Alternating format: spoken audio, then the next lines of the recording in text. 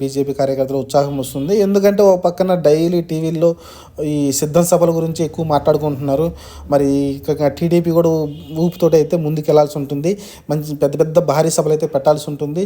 ఎందుకంటే వాళ్ళు దాదాపు 100 కోట్లు అయితే ఖర్చు పెడుతున్నారు. ఒక సభకైతే కనీసం 70-80 కోట్లైనా అయి ఉంటుంది. వాళ్ళు 100 కోట్లు అయితే క్లెయిమ్ చేస్తున్నారు. కాబట్టి 100 కోట్లు ఖర్చు పెడుతున్నారంటే మళ్ళీ వీళ్ళు కూడా అంత ఖర్చు పెట్టి కనీసం 5 లక్షలు క్రౌడ్ని అయితే రప్పించాల్సి ఉంటుంది సభలకైతే. మరి అంత క్రౌడ్ పుల్లింగ్ని తెప్పిస్తారంటే రావచ్చు. ఎందుకంటే పవన్ కళ్యాణ్ గారికి యూత్లో సపోర్ట్ ఉంది కాబట్టి గట్టిగా ఒక పిలుపునిస్తే మటుకు సభకైతే భారీగా అయితే జనాలు వస్తారు. మరి చూడాలి. మరి భారీ సభలు అయితే మరి ఏర్పాటు చేసి సక్సెస్ చేయగలుగుతారంటే సక్సెస్ చేయాలి.